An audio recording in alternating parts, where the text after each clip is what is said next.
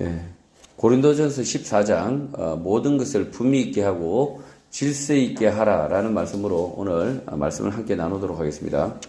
바울은 교회에서 내가 남을 가르치기 위하여 깨달은 마음으로 5마디 말을 하는 것이 1만 마디 방언으로 말하는 것보다 낫다고 말을 했습니다. 성도는 마땅히 바울의 이 권면의 말을 따라야 합니다. 방언으로 말하는 것 잘난 체 하지 말고 한두 마디 말이라도 자신이 깨달은 진리의 말을 하여야 합니다. 예수 그리스도의 말씀을 깨닫고 알기 위하여 노력해야 하는 것입니다. 20절 형제들아 지혜에는 아이가 되지 말고 악에는 어린 아이가 되라. 지혜에는 장성한 사람이 되라 라고 바울이 고린도 교회 성도들에게 권면을 합니다. 지혜에는 아이가 되지 말라라는 것은 미숙한 성도, 어리석은 성도가 되지 말라는 것입니다. 지혜가 어디에 있습니까? 하나님의 말씀과 우리의 삶 가운데 있습니다. 아이에게 지혜가 없는 것은 삶을 살면서 고생을 해보지 않았기 때문에 지혜가 없습니다. 삶은 오래 살았으나 나이가 많으나 지혜가 없는 사람도 있습니다. 자신의 삶에 말씀, 진리가 없기 때문에 헛산 것입니다. 악에는 어린아이가 되라고 바울은 권면합니다. 술 먹고 흥청망청하면서 죄 안 짓고 살 방법은 없습니다. 바울은 차라리 아이가 되라고 말합니다. 삶을 단순하게 하고 죄를 짓는 자리에 아예 가지 말라는 것입니다. 그리고 지혜에는 장성한 사람이 되라고 권면합니다. 선한 일에는 지혜로운 사람, 경험 많은 사람, 장성한 사람이 되라는 것입니다. 그러나 반대로 하는 사람들이 많습니다. 죄 짓는 일에는 능하고 선한 일에는 대단히 익숙하지 못한 사람들이 너무 많습니다. 지금 우리 사회가 그렇죠. 죄 짓는 것은 아주 능숙하고 선한 일을 하는 것을 남을 돕는 것 그리고 이 사회 문제에 참여하는 것 이런 것에 대해서는 굉장히 익숙하지 못한 사람들이 너무 많습니다. 공의, 정의 이런 문제는 전혀 남의 일인 사람들, 익숙하지 못한 사람들이 있는 거죠. 21절 율법에 기록된 바 주께서 이르시되 내가 다른 방언을 말하는 자와 다른 입술로 이 백성에게 말할지라도 그들이 여전히 듣지 아니하리라 하였다고 합니다. 다른 언어, 다른 입술로 이 백성에게 말해도 여전히 듣지 않는다, 받아들이지 않는다는 것입니다. 이 말씀 구절은 이사야 28장 11절의 말씀 인용입니다. 이사야 28장 11절입니다. 그러므로 더듬는 입술과 다른 방언으로 그가 이 백성에게 말씀하시리라. 다른 언어, 다른 입술로 말을 해도 여전히 듣지 않는다. 깨달음이 없다는 뜻입니다. 고린도 교회 교인들 가운데 바울의 말을 듣지 않기로 작정하고 있어서 무슨 말을 해도 아무런 소용이 없는 상태인 것입니다. 고린도 교회 교인들이 바울의 말은 듣지 않으려고 하는 완고함을 말하고 있는 것입니다. 지금 제가 영어로 이렇게 설명한다고 듣지 않으려고 하는데 듣게 될까요? 그리고 제가 아닌 다른 사람이 와서 똑같은 말을 한다고 해서 그 사람이 듣지 않기로 결심하고 있는데 듣게 될까요? 그렇지 않다고 이렇게 성경이 이사야가 이미 이렇게 이야기하고 있습니다. 이 백성들은 다른 입술이 와도 다른 말로 해도 여전히 안 쳐듣는다. 이게 지금 이사야 선지자의 기록입니다. 자, 이 믿음에 관한 부분에 있어서 결국 믿음에 관한 부분에 있어서 듣게 되는 것도 하나님의 은혜입니다. 내가 교만하지 않고 이 말씀을 하나님의 말씀으로 듣게 되는 것도 하나님의 은혜고 하나님의 섭리라는 거죠. 22절 그러므로 방언은 믿는 자들을 위하지 아니하고 믿지 아니하는 자들을 위하는 표적이나 예언은 믿지 아니한 자들을 위하지 않고 믿는 자들을 위함이다라고 말합니다.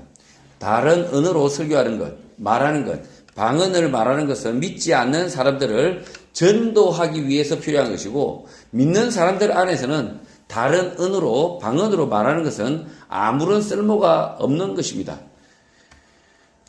이렇게 바울은 이렇게 말하고 있는 겁니다.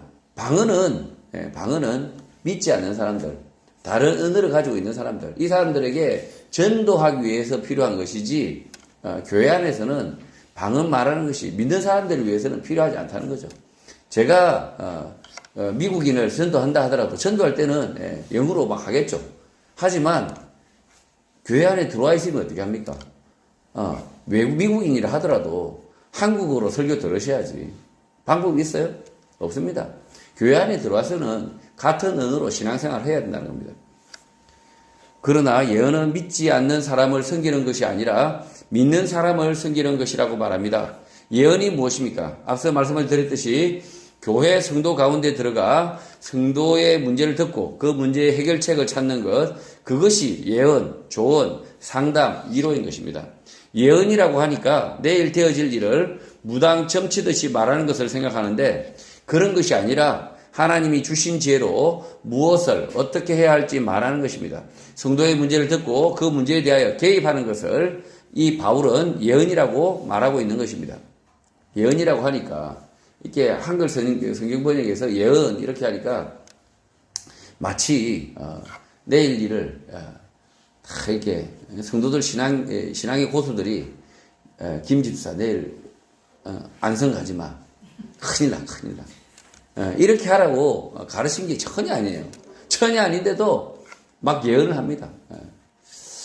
옥 집사 대통령 되겠는데 낙방했습니다. 낙방. 낙선 5,000표 이하로 낙선했습니다. 그러니까 이게 예언이라고 하는 것이 지금 이렇게 무당 점치는 것이라고 생각한다면 정말 오해고 저기 수원 지나서 오산입니다. 그래서 이 예언 이렇게 했을 때 바울이 말하는 이 예언은 이 성도의 문제에 성도가 개입하는 것입니다. 그러니까 오 집사님의 문제에 내가 들어가서 개입하는 거죠. 조언해주고 상담하고 듣고 그 문제를 해결해 주려고 하는 거죠. 교회 성도 가운데 경제적으로 정말 힘겹게 살아간다면 들어가서 해결해 주는 것이죠. 듣고 그 문제에 대해서 고민하고 같이 울어주고 같이 노력해 주는 것. 그걸 바울은 예언이다 이렇게 이야기하고 있는 겁니다. 교회 안에서 예언은 지금 이 예언 예수 그리스도께서 십자가에 죽으실 것이다라는 구약의 예언과 전혀 다른 겁니다. 지금 이 예언이라고 번역되는 이 말이 구약의 선지자들의 말, 그 예수 그리스도의 오심에 대한 구원 약속에 대한 예언, 그거하고는 완전히 별개라는 거죠. 23절 그러므로 온 교회가 함께 모여 다 방언으로 말하면 알지 못하는 자들이나 믿지 아니하는 자들이 들어와서 너희를 미쳤다 하지 아니하겠느냐라고 바울이 질책합니다. 고린도 교회 성도들이 모여 있는데 여러 나라 말로 말을 하고 서로 알지도 못하고 어리둥절하게 있는다면 너희들은 미쳤다라고 말한다는 것입니다. 그러니 다른 언어로 말하지 말라, 잘난 체 하지 말라, 알아들을 수 있는 말을 하라는 것입니다. 지금 이 고린도 교회에 고린도 로마가 지금 여러 다국적 국가잖아요. 지금 지금 미국도 마찬가지잖아요. 다국적 국가지 않습니까? 그냥 중국 사람끼리 모이면 중국어를 할 거고 저 인도인들끼리 모이면 인도를 하지 않습니까? 이 고린도 교회가 지금 그런 형국이죠. 각자 나라의 출신지가 있다 보니까 지네들끼리 서로 각각 다른 언어를 말하고 있어요. 그렇게 되면 교회가 하나가 되겠습니까? 엉망진창이 되는 거죠. 서로 잘난 체하고 있는 거죠. 지가 태어난 곳이 영국이에요. 그래서 아주 유창한 영어를 영국식 영어를 하고 있습니다. 아주 티를 냅니다. 나는 영국인입니다. 이런 티를 내고 있어요. 그러면 그 인도인은 그 옆에 같은 고린도 교회 인도인은 어떻게 해야 되나요? 그렇다면 찌그러져 있어야 되나요? 영어를 잘 못 알아듣는 성도들 앞에서 잘난 체하면서 영어 쓰지 말고 한국어로 쉽게 설교하라는 것입니다. 방언 같은 것은 하지 말라는 것입니다. 외국어 하지 말라는 거죠. 오순절 예루살렘 교회 안에서 일어난 방언 기적의 소식을 들은 성도들이 방언을 따라하는 병폐가 생겨난 것으로 보입니다. 그 시절이나 지금이나 조금이라도 자신의 신앙, 믿음이 돋보이고자 하는 욕심이 넘쳐나서 이런 현상이 생기는 것입니다. 24절 그러나 다 예언을 하면 믿지 아니하는 자들이나 알지 못하는 자들이 들어와서 모든 사람에게 책망을 들으며 모든 사람에게 판단을 받는다고 말합니다. 다른 언어로 말하지 않고 방언을 하지 않고 예언을 한다면 믿지 않는 자들이나 알지 못하는 자들이 들어와서 책망을 듣고 판단을 받아들인다고 말한 것입니다. 바울이 말하고 있는 이 예언은 교회 성도 누구나 가능한 것은 아닙니다. 의사는 건강에 대한 예언, 조언을 해줄 수 있고, 약사는 약에 대하여, 변호사는 법률 문제에 대하여, 기업가는 시장 전망에 대하여 말해줄 수 있는 것입니다. 바울이 말하고 있는 이 예언은 백종원의 골목식당으로 이해하면 쉽습니다. 백종원이 골목식당의 장사 전망에 대하여 예언, 조언을 해주면 믿지 않는 자도 들어와서 책망을 듣고 장사가 왜 안 되는지 판단을 받아들인다는 것입니다. 바울이 말하는 이 예언에 관한 권면, 충고는 교회는 SBS 예능 프로그램 골목식당과 같아야 한다는 것입니다. 교회 안에서 전문 지식을 가진 성도, 뭘 좀 아는 성도는 예언을 해주는, 권면을 해주는, 도움을 주는 공동체여야 한다는 것입니다. 그러니까 잘난 체 하지 말고 그 사람의 문제를 도와주라는 거죠.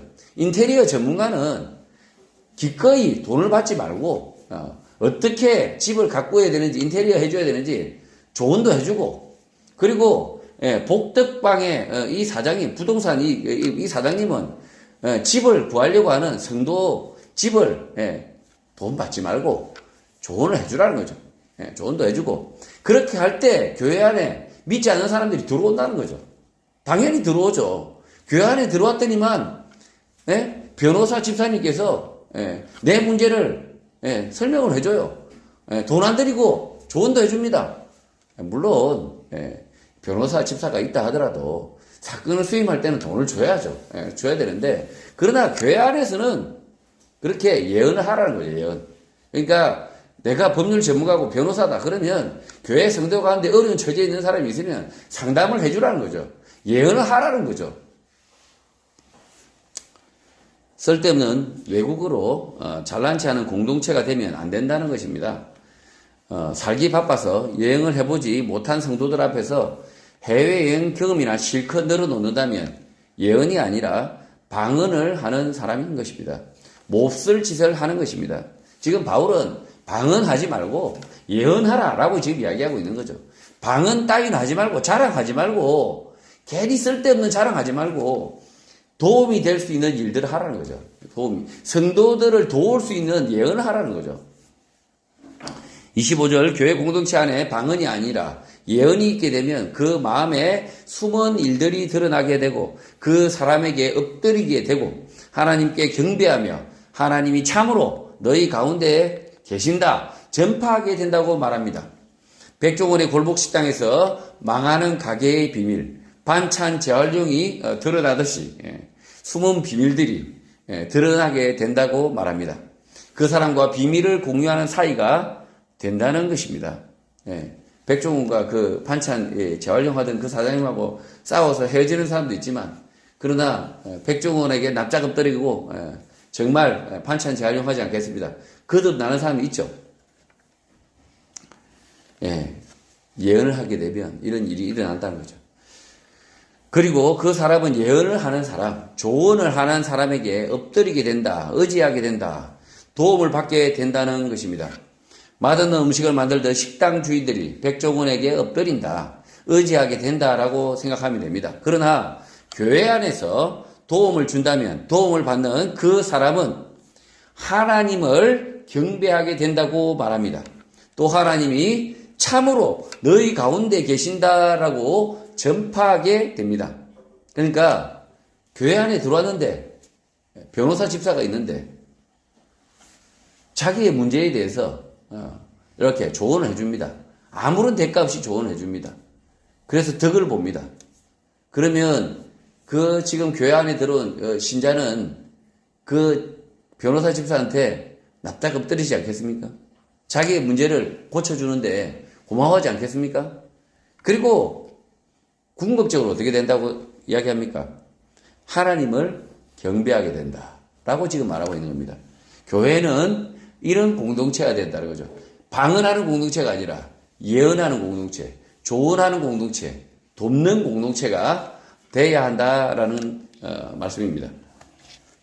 바울은 고린도 교회가 방언, 외국으로 잘난 체만 하는 몹쓸 교회가 되지 말고 전문 지식을 가진 성도가 처음 온 성도들, 믿지 않는 성도들을 예언으로, 그리고 자신의 전문 지식으로 섬겨야 한다라고 말하고 있는 것입니다. 26절 그런즉 형제들아 어찌할까 너희가 모일 때 각각 찬송시도 있으며 가르치는 말씀도 있으며 계시도 있으며 방언도 있으며 통역함도 있나니 모든 것을 덕을 세우기 위하여 하라라고 말합니다. 교회 안에 다양한 좋은 것들이 있는데 아무리 좋다고 한들 지나치게 강조하지 말고 덕을 세우기 위하여 하라. 본질에 충실하라라는 것입니다. 찬양대의 찬양은 길게 하지 마시고 1시간씩 하지 말라는 것입니다. 또 아무리 좋은 강의라도 너무 오래 하지 말고 방언 외국어로 말할 수 있다고 하더라도 지나치게 하지 말고 그리고 새로운 것을 알려주는 것 계시도 너무 과도하게 하지 말고 그리고 통역도 모두 덕을 위하여 세워라. 본질에 충실하게 하라고 말하는 것입니다. 찬송시, 말씀, 계시, 방언, 통역이라고 개역 개정 성경에서 번역을 하고 있지만 그 시대 고린도 교회의 일상적 모습을 말하는 것인데 우리가 쉽게 이해하지 못하는 것입니다. 지금 바울이 말하고 있는 찬송시, 말씀, 계시, 방언, 통역 뭐 이런 것들이 지금 고린도 교회 성도들이 일상적으로 하는 것이라는 거죠. 일상적으로 하는 것을 이렇게 말하고 있는데 2000년의 시간이 지나다 보니까 이게 잘 전달이 안 되는 거예요. 뭔가 의미가 전달이 안 되는 겁니다. 그래서 오늘 시대의 교회의 모습을 빗대어서 말하면 찬양, 기도, 봉사, 활동, 뭐 전도여행, 수련회, 부흥사경회, 뭐 체육대회 이런 것들을 말하고 있는 것인데 모든 것은 복음의 본질, 덕을 세우기 위하여 하라는 것입니다. 그러니까 지나치게 야유회 같은 거 너무 자주 하지 말라는 거죠. 그러니까 지나치게 체육대회 연락에 그냥 다리가 부러지도록 그냥 하지 말라는 거예요. 그리고 마찬가지입니다. 찬양 집회를 하는데 막 밤새 찬양만 하고 있어요. 그냥 이런 짓을 하지 말라는 거죠. 모든 것은 교회 안에서 활동은 뭐라고요? 본질에 충실해라. 덕을 세우기 위해서 해라. 복음의 가치를 쫓아서 하라. 라고 지금 바울이 권면하고 있는 겁니다. 지금 고린도 교회도 마찬가지입니다. 고린도 교회도 자기가 하고 싶은 걸 하려고 하는 거예요. 그냥. 다들 자기가 하고 싶은 게 다 하고 싶은 법이에요. 여기 예수원교회 성도들도 마찬가지잖아요. 다 자기가 하고 싶은 걸 하고 싶은 거예요. 지금. 교회 오면 어떤 사람은 계속 찬양 발표를 하고 싶어. 어떤 사람은 발레를 하고 싶어. 뭐 이런 식이죠. 어떤 사람은 미술 전시회를 하고 싶어. 어떤 사람은 바자회를 하고 싶어. 맨날 바자회 하면 되나요, 교회가? 망합니다, 그런 교회. 자, 그래서 이 바울이 말하는 찬송시, 말씀, 계시, 방언, 통역 뭐 이런 것들이 다 교회의 덕을 세우기 위해서 하라. 균형 있게 하라라고 지금 이렇게 말하고 있는 겁니다.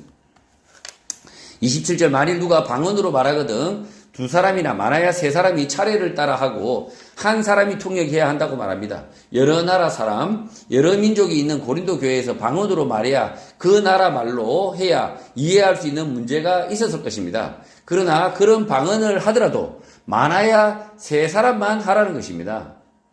그리고 반드시 한 사람이 통역을 하여 알아듣도록 해야 한다는 것입니다. 지금 러시아에서 온 사람이 있어요. 그러니까 러시아에서 온 사람이 자기의 러시아에 관해서 뭐 자기 집에서 있었던 일을 말을 하려고 하는데 한국어로 말을 하면 뭔가 잘 전달이 되겠습니까? 그럼 당연히 러시아로 하는 게 훨씬 더 러시아로 말하면 더 러시아스럽잖아요. 그 나라 사람 같잖아요. 그런데 그럼에도 불구하고 이렇게 외국어를 하게 할지라도 통역을 세우라는 거죠. 통역을 세우라. 통역을 세워서 알아듣게 하라는 거죠. 외국인 선교사가 들어와 영어로 설교를 하면 다 알아들을 것이다 믿고 통역을 안 세우면 안 된다는 것입니다. 모르는 사람이 있기 때문에 통역을 해서 성도들이 다 알아듣도록 해야 한다는 것입니다. 28절 만일 통역하는 자가 없으면 교회에서는 잠잠하고 자기와 하나님께 말할 것이라고 말합니다. 통역이 없으면 못 알아들으니 말하지 말라는 것입니다. 여기 일본인이 와서 계속 일본으로 이렇게 짓거리지 말라는 거죠. 교회 안에서 자꾸 일본어로 말을 하면, 예, 자기 딴에는 잘난 체하고 막 그러지만, 일본 좋아요, 뭐, 도쿄 좋아요, 뭐, 예, 이렇게 하는데, 알아듣는 사람도 있을 거예요, 물론. 예, 일본을 알아듣는 사람이 있습니다. 그러나, 다 알아듣지 못하니까 하지 말라는 거죠. 29절, 예언하는 자는 둘이나 셋이나 말하고, 다른 이들은 분별할 것이라고 말합니다. 백종원 같은 전문가들은 둘, 셋 말을 해도 재미있고 유익하다는 것입니다. 그러나 전문가라 하더라도 사기꾼이 있을 수 있으니 분별을 하라라고 하는 것입니다. 의학 박사라고 하는 사람이 엉터리 의학 지식을 말할 수도 있다는 것입니다. 변두리대, 가짜 박사, 공갈 박사일 수도 있다는 것입니다. 그래서 예언이라고 번역을 해서 매우 어렵게 들리지만 전문 지식, 전문 기술을 가지고 성도들을 돕는 거라고 생각하면 정확합니다. 자, 30절, 만일 곁에 앉아있는 다른 이에게 계시가 있으면 먼저 하던 자는 잠잠하라고 바울은 말합니다. 고린도 교회 가운데 계시는 진리의 깨달음, 깊은 말씀의 깨달음에 대하여 말하는 사람이라고 생각하면 맞습니다. 계시가 있으면 다른 사람은 자리에 앉고 그 사람의 말을 경청하라는 것입니다. 그러니까 지금 IT 산업 발전과 기술 문명의 시대, 이걸 제가 강의한다고 칩시다. 강의하고 나서 토론을 하는데 어떤 분이 하나님의 말씀을 들어서 이 IT 기술에 관해서 뭔가 열심히 설명하면 그러면 다 집어치우고 그 사람의 말을 경청하라는 거죠. 하나님의 말씀, 하나님의 계시의 말을 하는 사람, 그 사람의 말을 더 경청하라는 거죠. 계속 IT 업체가 이 기술의 본질이 어떻고 4차원 메타버스가 어쩌고 저쩌고 이런 이야기, 그만해도 된다는 이야기죠. 이해되시죠? 그러니까 교회 안에서 메타버스가 어떻고 우리 신앙 성도들이 휴대폰 사용은 어떻고 앞으로 기술 문명은 이렇게 발전할 것이고 다 소용없고 하나님의 말씀을 들어서 이 기술의 문명에 대해서 이것에 대해서 하나님의 감동으로 이렇게 계시를 말하는 사람, 하나님의 말씀을 말하는 사람이 있다면, 그러나 그 말씀이 있다면 다른 사람들은 잠잠하고 그 사람이 말할 수 있도록, 오집사가 말할 수 있도록, 김 목사가 말할 수 있도록 그 시간을 할애하라는 거죠. 31절, 너희는 다 모든 사람으로 배우게 하고 모든 사람으로 권면을 받게 하기 위하여 하나씩 예언할 수 있다고 말합니다. 교회 수련회 가서 말씀을 듣고 차례차례 자기 말을 하는 것과 같은 것입니다. 말씀을 듣고 자기 이야기를 할 수 있는데 그 이유는 모든 사람이 배우게 하고 모든 사람이 권면을 받게 하기 위함이라고 말합니다. 저는 고등부 교사로서 수련회에 참석해서 이렇게 아이들이 수련회가 끝나는 날 밤에 한 사람씩 이렇게 말을 하게 했습니다. 한 사람씩 이번 수련회의 경험에 대해서 말하는 시간들이 있었습니다. 저녁 한 10시부터 새벽이 늦도록 이렇게 한 사람씩 얘기하는데, 앞에서 강사가 설교하는 것보다 훨씬 더 이 어린 학생들이 말씀에 대한 깨달음을 말을 해서 은혜가 됐습니다. 한 사람 한 사람은 말하는 것이 얼마나 은혜가 되는지, 얼마나 하나님의 말씀에 대한 이해에 정말 깊은 이해, 자기 삶의 이해를 통해서 깨닫게 되는지 정말 은혜가 넘쳤습니다. 지금 바울은 이런 것을 하라는 거죠. 말씀이 끝나고 나면 헛소리 하지 말고 괜히 그냥 연예인 이야기하지 말고 드라마 이야기하지 말고 이 말씀에 대한 깨달음을 이야기하고 그리고 자기 인생의 삶의 문제에 대해서 이야기하고 그렇게 함으로써 어떻게 된다고요? 모든 사람이 배우고 모든 사람이 권면을 받을 수 있다라고 지금 말하고 있습니다. 제가 고등부 수련회 마지막 날 교회에 처음 온 여학생이 있었습니다. 그 여학생이 예수를 그리스도로 나의 구주로 이제 받아들입니다라는 신앙 고백을 했습니다. 자기가 지금까지 살아왔지만 예수 그리스도가 나의 구주인지 하나님이 나를 지으셨는지 전혀 깨닫지 못하였지만 이제부터 우리 이 수련회를 통해서 예수 그리스도가 나의 구세주이고 하나님이 나를 지으셨다는 사실을 깨달았습니다라고 자기 신앙을 고백할 때 오히려 그 여학생이 우리가 이 권면을 받은 것이 아니라, 땡실땡실하고 집사아들, 장로아들, 수십 년간 교회를 다녔지만 아주 땡실땡실했던 놈들이 오히려 더 얼굴 표정이 달라졌습니다. 수십 년간 교회에 뻔질나게 문턱만 시큰닳게 하던 놈들이, 그렇게나 말을 쳐듣지 않던 놈들이 생판 처음 와서 예수를 나의 구주로 이제부터 믿겠습니다라고 고백하는 그 여학생의 목소리에 귀를 기울이고 권면을 받았다는 거죠. 목사님의 설교 따위는 얘네들은 간단하게 패스합니다.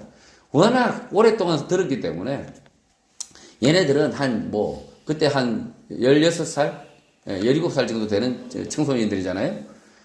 목사, 장로, 그리고 부모님의 잔소리 얼마나 들었겠습니까? 자기 아빠가 장로인데, 자기 아빠가 집사인데, 얼마나 잔소리를 들었겠습니까?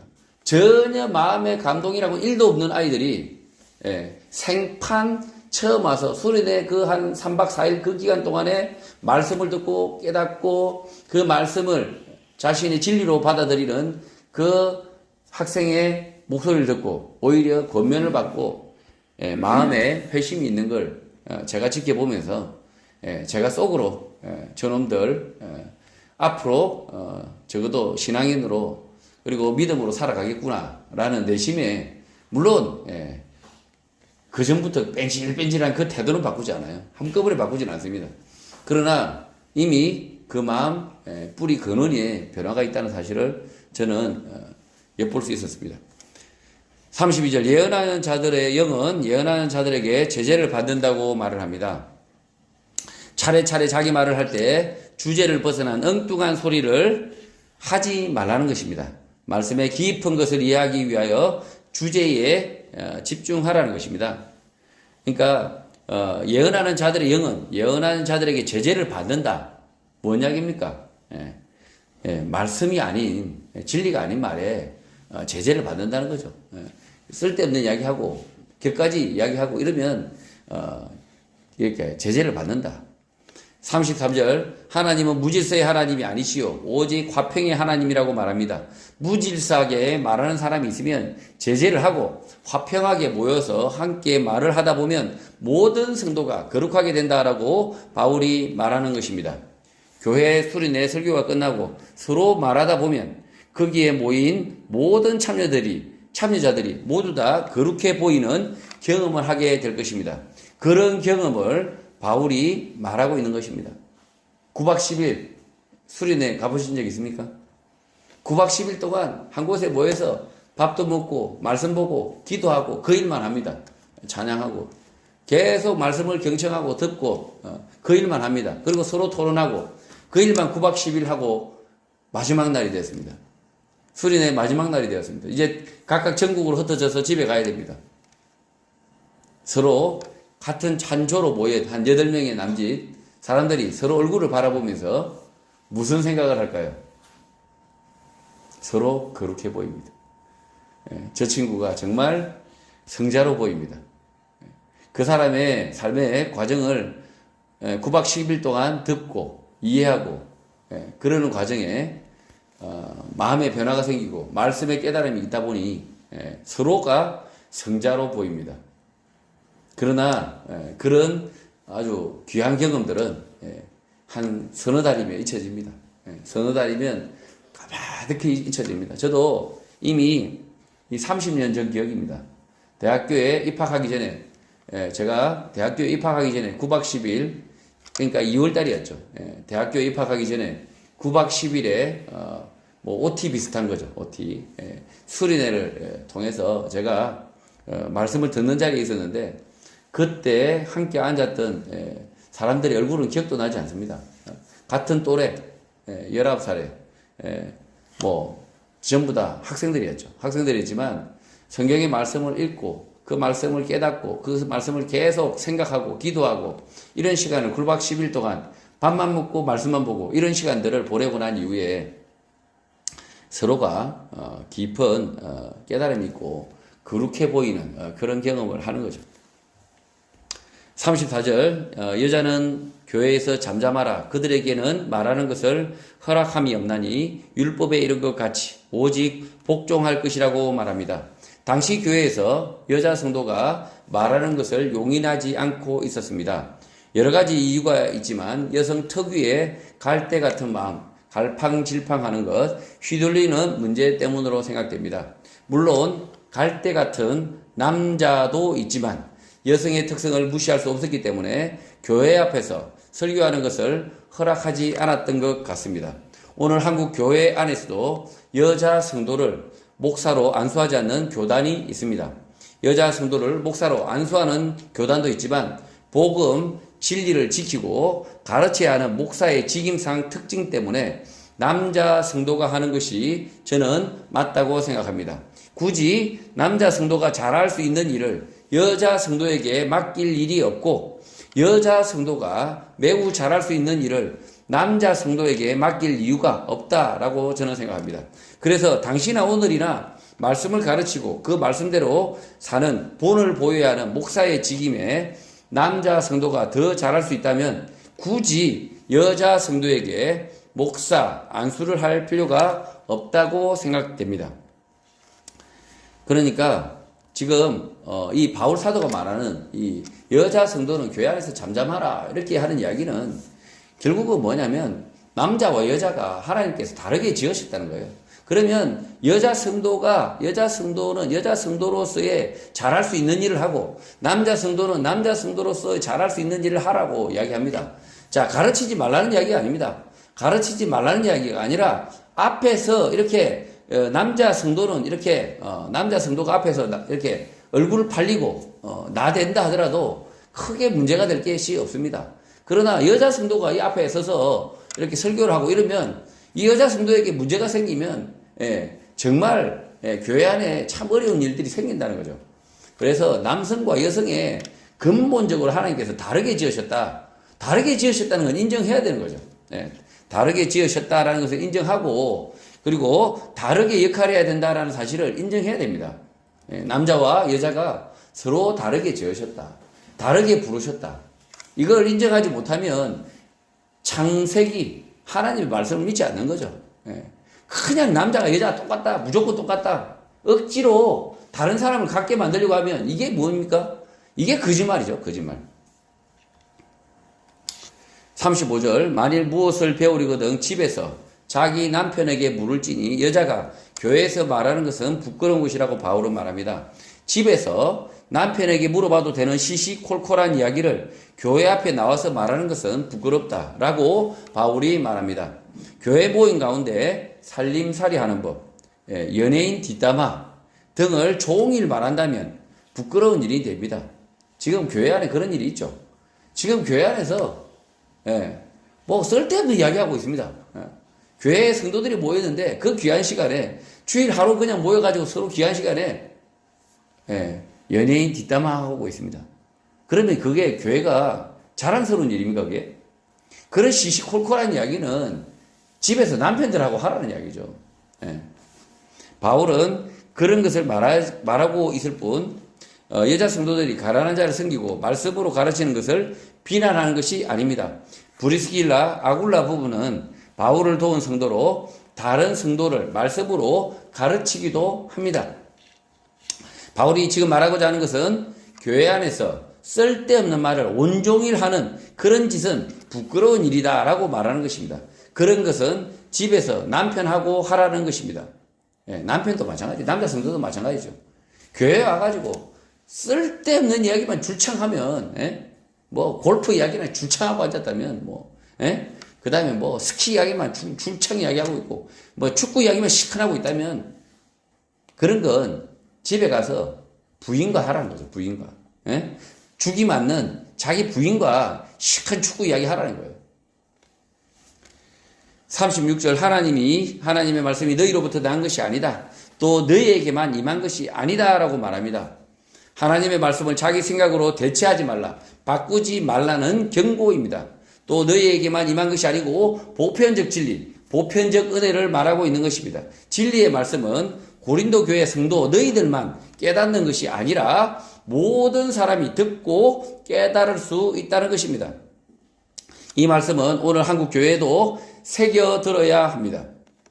어떤 교회는 자신들만 복음을 아느냐, 진리를 아느냐 하는데 그렇지 않다는 것입니다. 그런 교회가 오히려 이상한 교회라는 것입니다. 마치 자기들 교회만 복음의 진리를 아는 신기한 진리를 안다? 택도 없는 소리예요. 모든 교회, 보편적 교회는 진리 공동체고요. 같은 진리입니다. 진리가 둘일 수가 없어요. 하나입니다. 그 교회가 엉터리로 알고 있거나 아니면 모든 교회가 다 엉터리로 알고 있거나 진리는 하나일 수밖에 없습니다. 그리고 하나님의 말씀이 너희로부터 난 것이 아니다라고 이야기합니다. 뭐 유명한 목사로부터 나온 게 아니라는 거죠.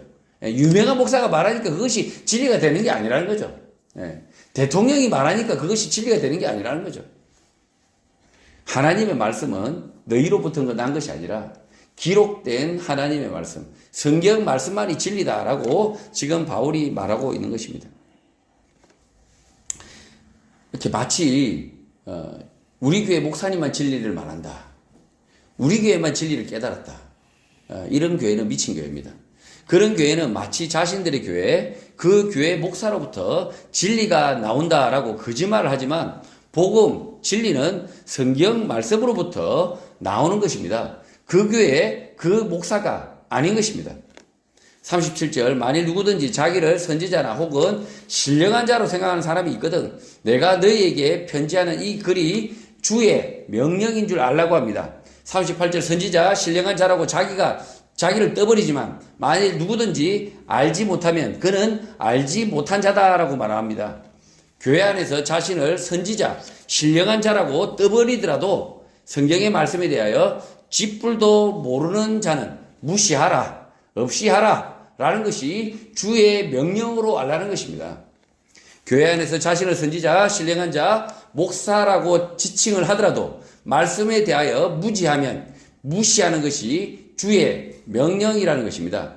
신학 박사든 먼 사회적 지위를 가지고 있든 성경의 말씀에 기반하지 않으면 모두 무시하고 무시하는 것이 주의 명령이다라는 것입니다.